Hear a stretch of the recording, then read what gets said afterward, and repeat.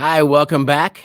Tom Gleason here with my brother Joe Gleason with another installment of the Prosperity Brothers, the Thanksgiving edition, 22 here. So, hello, Yeah. Joe. Hello. Happy Thanksgiving Eve. Yes, happy Thanksgiving Eve to you guys as well. We were talking the last couple of days about how, just Thanksgiving traditions and what we've done and all that sort of thing, and all the food that we're gonna be eating, etc. And looking forward to all that sort of thing. And it got us talking about diversification of the meal, like all the different things we're gonna have, and Yeah, that sort of what we started I thinking love about. Thanksgiving dinner. It's just like like it's so like just all of it is good. Just like so like home cooking and just like comfort food, right? It's also good. I Yeah, love it. it's my one of my favorite holidays of the year as well.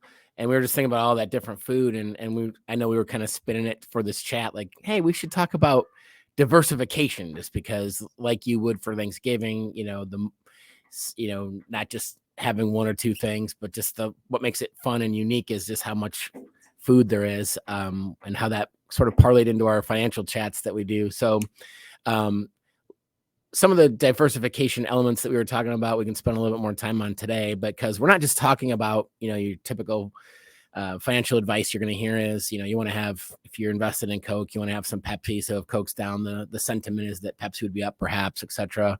We're talking about a holistic approach to diversifying your portfolio for a lot of Right. different elements of your life. So specifically retirement, but also other aspects of that as well. So let's jump into that. In the interest of keeping this relatively short, what are Yeah. some of the Yeah. when you're planning with your clients, when you say diversification, what are some of the areas that you're thinking of and discussing with your clients? Yeah, let's dig into that. So you're right. I mean, a lot of times when we talk about diversification, people will say like we got to look at your risk diversification. So then you want to, like you said, look at like Home Depot versus Lowe's or how much bonds versus stock and that kind of thing. But you're right. It does go into other areas too, where you need to look at um, hedging your risks, right? So there's stock in your portfolio Mm-hmm. diversification. There's tax diversification. Like Right. when do you get taxed? Do you get taxed when you put the money in while it's growing, or when you take the money out? We'll talk about that. Probably do another whole show on each one of these topics, by the way. So stock and portfolio diversification, tax diversification, currency diversification. We're seeing 40-year highs with inflation. Right. So, like, what are some ways where we can kind of hedge against that? We'll touch on that here in a sec. And then the last one, that I've been kind of observing some of the global and U.S. trends here on this is bank diversification. We're Right. seeing some banks that are having some liquidity challenges and some being a little more stable than others. So, like, do you want to have your hundreds of thousands of dollars in one, like one egg in one, all of your eggs in one basket? So we'll talk about that too. For So why sure. don't you jump in? We kind of touched on the stock diversification. That's probably the one that folks are most familiar with. So we can kind of, in the spirit of time, we can probably gloss over that one. But why don't you jump into the tax one? Sure. And always with with that comes our disclaimer. We're not offering financial advice here today, gang. This is just a chat. So get with either a trusted financial professional, that if you have one, or if you're looking to get more of an idea of how we're set up, we would encourage you to set up a one-on-one meeting so that we could have a specific conversation to your situation. This is just a friendly chat. So when we talk about risk or financial diversification, the typical rule of thumb is that the riskier the asset, the potential for a higher rate of return. So there's funds that are designed, there's individual stocks, or there's baskets of funds called mutual funds that are a group of those. So it's just, they're set up inherently riskier or safer, if they can still lose. So when we talk about typically a diversification of your portfolio, you want to have some of all those different types of things. Think about it like a pizza. You don't want to just have sausage. You want to put olives and green peppers and all these other types of things on it, No, just to no, I get don't. all those different flavors. But right, or just Keep it cheese, simple, man. whatever. Keep it simple. Yeah, Some yeah, people right. like to just keep it all in cheese. But so that's the idea there, is if you have some safer or things that are built to get maybe a little bit less rate of return, but they're not going to wobble as high and low over time. And then there's other things where, I'm a baseball fan. So you're thinking, I'm going to hit a home run with that one. So I might strike out more often, but when I do hit it, I'm going to connect and it's going to go far. What we mean by that with this is that it could get a couple of years where it has an amazing rate of return. So over time, you're getting the 1 or 2% returns, your singles, and then also things that are getting double-digit type rates of return. So your portfolio is growing steadily and also having hedging that risk with safety. And then the next one, of course, the idea of tax diversification. What do you guys talk about with your clients when you go with that? Well, that's actually the one I thought you were going to talk about. So, I no problem. You had the tax practice, dude. Like that's your area of expertise. No, fair enough. Fair enough. So, all right. So there's kind of simplistically, let's keep it, at a 50,000 foot level for this chat, and I really would be curious if people would want to hear more about this. But for simplicity, there's really, when it comes to traditional investing, there's really 3 areas where you can have tax diversification. So when you put the money in, so pre-tax, while the money's growing, you're not using it; it's just invested and growing. So that's tax deferred. And then tax free or tax advantage is when you pull the money out and there's no taxable event. So things like 401ks, IRAs, if you've got a SEP, if you're self-employed, or 457 or 403bs, all of those types of accounts, you put the money in pre-tax, and then while it grows, it's tax deferred. And then when you take the money out in retirement as income or in lump sums, that's when it's taxed. And so, so that would be those types of what they call qualified accounts. And then there's a couple that are there's a couple other ways, like some municipal bonds. You don't pay tax on the interest while it's growing or while it's paying out interest. And then there's Roth IRAs. So that's when the money is taxed up front. Right. And then while it grows, and then in retirement, when you take money out, there's where you have the tax advantage. The thing with the IRS is they'll give you 2 of those 3, but never all 3. So in that, what you want to do is try to leverage and maximize those as much as possible. Some accounts don't have any, like the mutual funds you talked about. If it's not in an IRA or a Roth IRA, you could get capital gains, interest, dividends, all of that stuff could be kicking outside of the fund.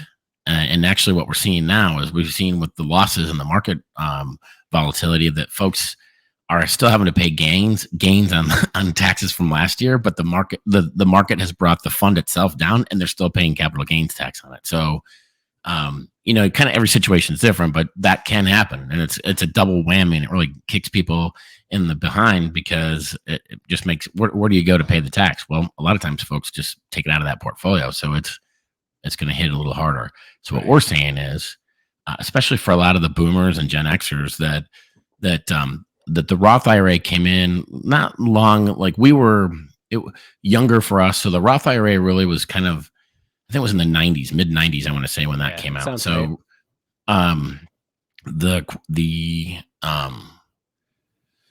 the things like 401ks and IRAs and some of those, that came out in the early 70s. So a lot of boomers during the majority of their working years they had access to 401ks and some of these defined contribution type plans. So what I'm finding with a lot of the boomer type plans, there was a move away from the defined benefit plans like pensions and things like that. Right. So it's more rare to have a pension nowadays unless you work for the government or have a public service. Yeah, a lot of unions offer pensions still, and a lot of the government employers certainly. But yeah, that's definitely what it's definitely becoming less and less common. Like our grandparents' generation, pretty much everyone had a pension. And they knew like they could kind of plan their retirement based on Social Security and pension. It's become a little more. It takes a little more work to do that, kind of with the defined contribution plans, because there's market volatility and contribution. There's variables on contributions and all that sort of thing. I was just going to say. All that to say is that it's just like where you're taxed matters, and being aware that there is different taxing vehicles alongside all the different investing vehicles. So having clarity on all that, because what we've seen too is where you're planning, okay, we have this pile of money. I got $1 million when I go to retire, but you don't realize that you've got a partner in that, which hasn't been paid yet in the form of the IRS. So whatever your tax bracket is. And then where you could really have another pitfall, like we were talking about before too, is if, heaven forbid, you have an elder parent or grandparent or somebody passes away and you're going to retire or you're near term retiring, and then that throws another wrench into the plan as well. So yeah, and so let's speak to that a little bit. So what we're seeing, especially with a lot of the boomers, and Gen Xers, is that because we didn't really have we're Gen Xers, so a lot of our peers and so forth, a lot of us have just kind of always grown up with those defined contribution plans that have never been taxed. So your 401ks, IRAs, 403bs, etc., have yet to be taxed because a lot of us, the boomers, are retiring, but or have been in retirement. Those years are happening. But what we're finding is a lot of them have, they did the 401k at work, and then with some of the extra surplus savings and monies, they put that into an IRA. So they're not tax diversified. right. In many cases, they've got all of their quote unquote eggs in this version of taxes. And what you and I are saying is maybe consider something like a Roth conversion, because tax diversification is going to become more important. Why? Because we've been in a relatively, historically, we're in low tax rates right now. Right. And with all of the stimuluses and COVID stuff that happened and all the money that's going to Europe, do you think taxes, this is the question we ask our clients quite a bit, and that is, do you think the taxes are going to go down, stay the same, or go up between now and 5 years from now, 10 years from now? Some of the tax provisions are already set to sundown with no government or Congress intervention whatsoever. So if you believe that taxes may be going up and all of your money is in yet to be taxed funds, whether it be for your retirement or your legacy, it may make sense to consider diversifying some of that. So that's our thought on that's, at least that kind of wraps up. Yeah, because you could have the perfect storm, and I was being vague before, but if you have you're looking to start doing your retirement and you inherit a chunk of money from a parent or your rich uncle from faraway lands, and that could really start to how they all work together. You might be in your peak earning years if you're passing it on to your heirs and you're passing on. So there's a lot of things that we don't really think about in our everyday lives where, depending on, when you get closer to retiring, you want to have some clarity on that just so it doesn't work against you. So what was the next thing that we were going to talk about in terms of different types of diversification? Was it currency?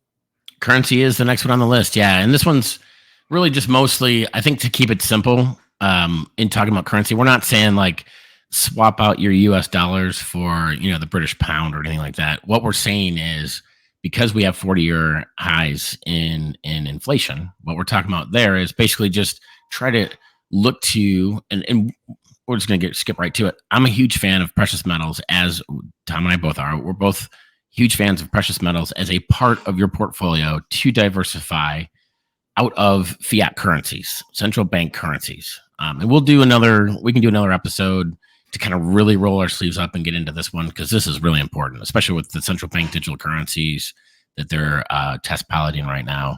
A lot of questions about cryptocurrencies, or how does all that weave together? So just being diversified, not having all of your money, and I'm not talking about maybe $1,000 to pay your utilities bills, etc. But if you have money that's saved in a bank, you want to have, you're protected up to $250,000 with FDIC. So obviously that's a no-brainer. You want to keep that diversified from different banks if you can. Well, that's the next one. You've kind of merged the two there, but oh, did I? Oh. Yeah, we're still on currency, which is just diversify out of fiat currencies like the dollar because of inflation. So one of the hedges against inflation is precious metals. I'm bringing it all together, Joe. Right. Yeah. We did do a pregame to this. Like we talked about the outline. I was focused on the turkey part, dude. I'm thinking about. I know you are. You're already checked out, man. You're ready for that turkey. I don't blame you. So yeah, and we can talk more about silver and gold and like cryptocurrencies and how that all fits in, diversifying. So then the last one is banks. Go ahead and jump in on that one since you've already started it. Let's bring this home so we can get you some turkey and stuffing. Yeah. So you want to have, if you're in banks with your savings, to consider different banks and doing some research on which ones are, doing that are more strongly positioned, perhaps. But just having some different options for banks that you have your bank money in. So Yeah, and again, this is more like it's pretty straightforward. Yeah, and the idea there is that with like the Bank of London, there's long time well established banks that are having liquidity issues. They're having hard times. Is the Bank of London or Bank of England? I'm like doing this like, oh my goodness, I'm like brain. Now you're thinking about the turkey. I want the tryptophan too. Yeah. So liquidity issues. There's challenges with like covering pensions. We're seeing there's some concerns with even like Wells Fargo liquidity, just some stickiness to it. And so all I'm saying is if you've got like nest egg type money or long-term money that you could ill afford to like have in any sort of FDIC situation, like just diversify, put 50 grand. If you got 100 grand, put 50 grand in your local like credit union and put 50 grand in whatever bank that you're currently like, just diversify that a little bit. Right. Yeah. And against the other idea being that, maybe considering some of that for a percentage of that in precious metals. And so that's why I was weaving all those together, the last one and this one. So Yep. They do. I mean, it all merges together. It's like money and currencies are all kind of weaved in together, and taxes touch it. Income planning touches it. And it all is under the header of diversification, and that we want to make sure that if as we're in these I don't even want to use this phrase because it was used so much, but during these sort of uncertain times and during a lot of this volatility and sort of things that are different than they were, it's just a good idea to get a second opinion. It's a good idea to just look things over, because the planning that you did 5-10 years ago to get to this point is shifting and changing. And so if you're not addressing that, and if you're not like making sure that what's going on now matches up for your portfolio, you're probably positioning yourself for some bumpy times ahead. Yeah. And potentially, and nobody's going to. Well, here's what I say to my clients, Joe. We touched on it last time when we're talking about different seasons and money and economies and countries. The world goes through different seasons, and if we're headed into a winter, I mean, I'm not doom and gloom. I'm just saying, take off those flip-flops you wore during the summer, which was the great footwear tool that you were using for summer months, and put on snow boots, which is, if we're going into the snow months, you guys don't get snow there, but I'm telling you that there's people around the country. And so for our metaphor of that is like, I put on a flannel shirt. So like that's our winter. But I'm not trying to scare people or doom and gloom it as much as saying, hey, the winds are changing and shifting, and let's just be prepared. And some of these tactics or strategies that we're talking about for diversification, it's just a matter of shifting our philosophy a little bit as we steer into a new cycle. Yep. And it's protective or defensive versus being offensive in some sense. And that's a great point, because I think people need to understand that, like, in some of the concern that we're sharing, there are tools, strategies, and planning techniques that you can use and implement that may be different than what you've done. Granted, it might be something different, but there are tools, strategies, and techniques that can be implemented to help you weather winter, like the snow boots versus the flip-flops. So if strategy A was the flip-flop, there are snow boot financial equivalents, right? So, but I wouldn't want to wear my snow boots around the pool. So I'm just saying that for that season, it's the right tool for the time. Well said. And it might be a thing where you maybe haven't talked to anybody, a professional, since it was summertime and you were wearing flip-flops. And so now, hey, let's get together and talk about some other things that might be a good fit as we go into this new season. So if you're looking for somebody to get that kind of advice from, my favorite person out west is this guy named Joe Gleason. I love the way you do your planning. He taught me everything I know. But yeah, so folks, we're happy to sit down with you on a one-on-one basis if that's something that you'd like to discuss further. But in the meantime, happy Thanksgiving to everyone, and I hope you enjoy friends, family, and gratitude for all the things that we should be grateful for in our lives. So that's all I got for us today, Joe. Yeah, happy Thanksgiving. Sorry we can't be together this year. Hopefully, maybe next year we can put something together. We'll do a live Prosperity Bros by my pool wearing flannel shirts. How's that sound? I like the dark meat, so I'll have like the drumstick. Right. That'll be great. Well, I get all the stuffing. You don't like stuffing as much as I do. So. No. All right. Well, on that note, Happy Thanksgiving to everyone. If we can be of service, we're here to help. If you've got questions or any thoughts about future videos you'd like to see, please drop them in the comments. And we look forward to the next one. We'll do one here soon to kind of go deeper into maybe some of these issues or whatever you want us to talk about. So with that, Sure. happy Thanksgiving, Adios. and we'll see you on the other side. Take it. Thanks. Bye.